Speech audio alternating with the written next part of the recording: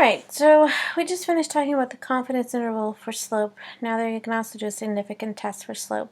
So again, we have our generic form. The test statistic is always the statistic minus the parameter divided by the standard deviation of the statistic. So it's going to be the sample slope minus what you are stating your hypothesis to be the true slope divided by the standard error of the slope. And when you find your p-value, you're going to use n minus 2 degrees of freedom with the t-distribution. The idea is the same. If your beta is greater than some value, your p-value is down here. If you're less than some value, your p-value is down here. If you're not equal to, you're in the both tails. So here was an example about crying. So the count of crying peaks and then the IQ at age 3 years. So this is just a regression line there. And the question is, do these data provide convincing evidence that there's a positive linear relationship? And as you see here, they gave us some computer output again, which they're very likely to do for these type of problems.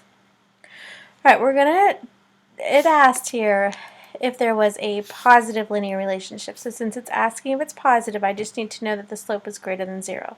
The null is that the slope is equal to 0. In most of these examples, we will stick with our null being, or the parameter being 0. However, just be aware on that number 6 type problem, sometimes they switch that up and they don't have to put 0 there. And just as before, they're going to define what beta is, and they're going to also pick a significance level since none were given. Alright, if none the conditions are met, then they're going to perform the test. So they're going to go through those conditions again. You may find if you have one of these problems on the AP exam, that they'll say to assume conditions have been met. You do not need to check them again. You can just say in your check step there that conditions for inference have been met. You can pause this and read through these conditions.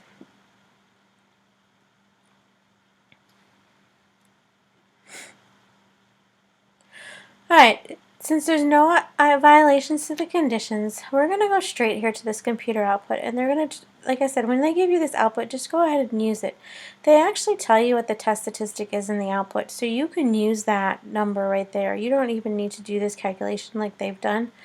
If you're interested, the test statistic, so it's just the sample slope, which is right here, minus the slope that was in the hypotheses, which was 0, divided by the standard error, which is right there. And when they do that math, they get the 3.07.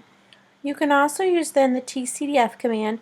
So you could use tcdf 3.07, comma, positive infinity, comma, there were 38 values here, so 38 minus 2 gives us 36, so that would be the degrees of freedom, and I'd get a p-value.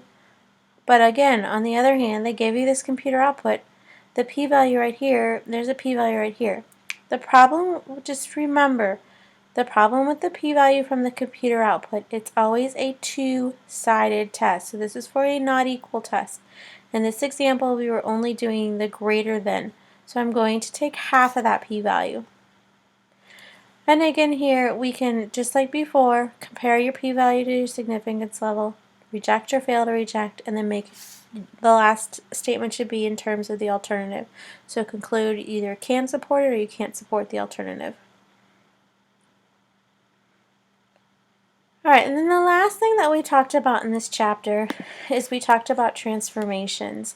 And so I want to look at that now, and I'm just going to kind of quickly look at it. I don't anticipate them asking you a big question about this. It might be maybe one multiple choice question or part of another question, but it's usually not a full free response question. So sometimes the point here is that sometimes when you're looking at data, you might find that it's not really linear and you want to do something to straighten it. So you can perform a transformation to the data to straighten it. And we just kind of looked at transforming by using powers or using logs. You could, there's all kinds of things I can do to transform data. It's just what can I do to it to just make it fit better?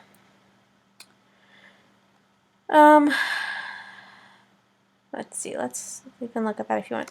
Like if you look at this fishing example here, so this relationship right here is not linear. There's definitely like a little curved pattern here.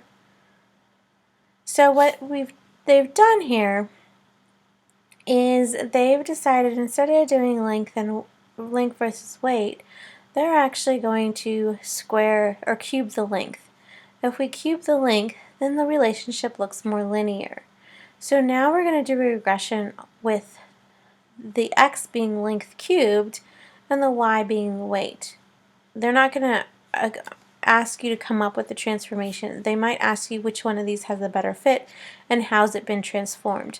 But you can easily look at just that x-axis there. See, this one is length, and now that's length cubed. So they transform the x variable by cubing it.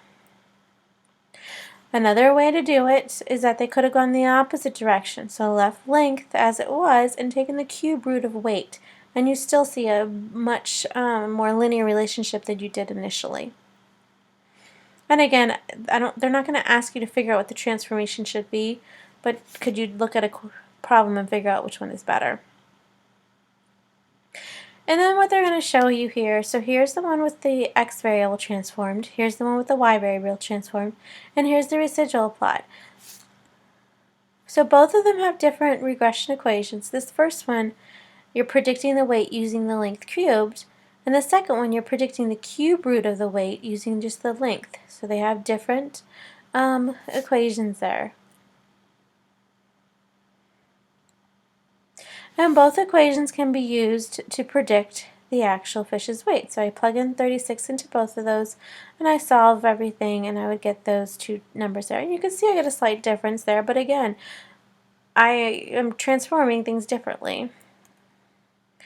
And they both have slightly different standard deviations here. So this one is just saying that the predictions for the fish will be off on average by about 19 grams. And then the predictions for the cube root of fish will be off by that. But again, it's the cube root of the fish weight.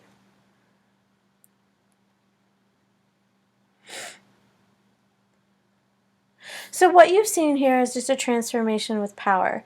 So the first one they cubed the length, the other one they took the cube root of the weight, but they were just transforming the variable by taking it to some power. Again, they're not going to ask you to pick what the transformation should do. They're just going to ask you to look at them and figure out which one's better.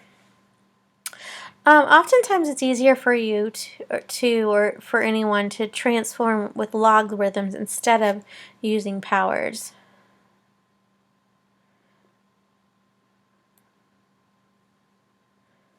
So we're just kind of thinking that something might follow an exponential model, so we would use a logarithm to transform things.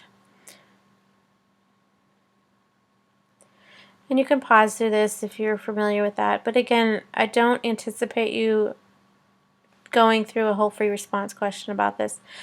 All right, here's an example here. It's the year since 1970 and the number of transistors. And you can kind of see it's following this exponential pattern here. So it's transformed they're taking the natural log of the transistors, and you can see it's somewhat more linear. So it looked like it was an exponential model describing those two variables. So then we would expect if we take the natural log of y, that relationship would be roughly linear. So we do see a much more linear pattern when we take the natural log of the transistors. So the exponential model seems reasonable. So here they do the mini-tab output on the transformed data. So that regression line so this is on the transformed. So the year since 1970 is still the x. However, the y is not just transistors now, it's the natural log. And they're putting that big hat over there because it's the predicted one.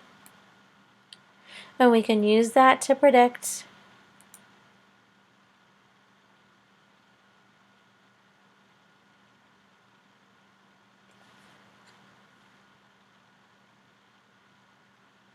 So you know that the natural log of the transistors is equal to that, but if you want to just get the transistors, you're going to have to raise both power sides to the e.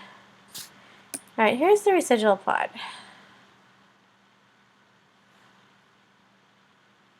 It says here the residual plot shows a distinct pattern. So there's this weird pattern here with the residuals going from positive to negative. But the residuals are small, so they're not very big. In size relative. So also the scatter plot of the transformed data is much more linear. So because, even though there's a pattern there, but since those residuals are so small, they're only deviating about 1 in both directions from the actual value, they feel that a linear model is still appropriate.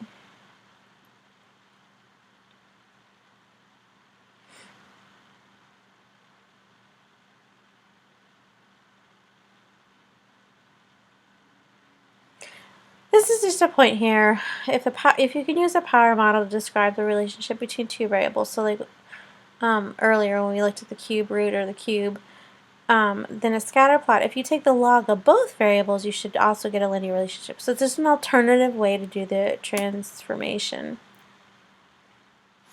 So you can see a little curved pattern here with this data.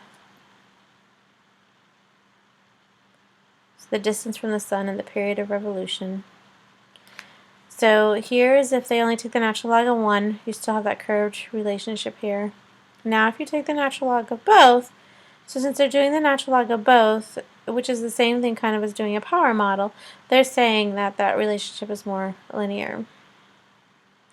Here's the Minitab output for the transform data. So it's when the natural log of both are taken.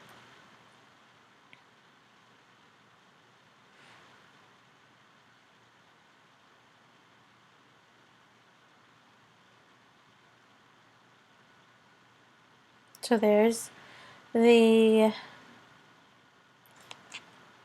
one that is not transformed. Actually, no, this is the transformed one. They're missing that natural log in there because that's the coefficient, and it says natural log right there.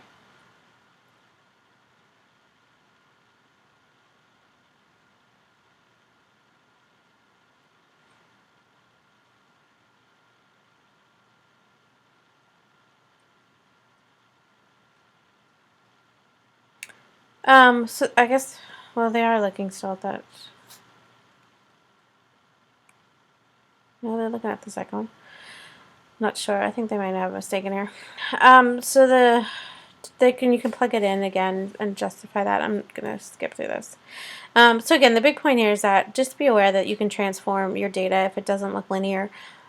I don't think they will ask you to actually carry out a transformation. They just might show you some pictures and say which transformation is better. I've only really ever seen it as a multiple choice question.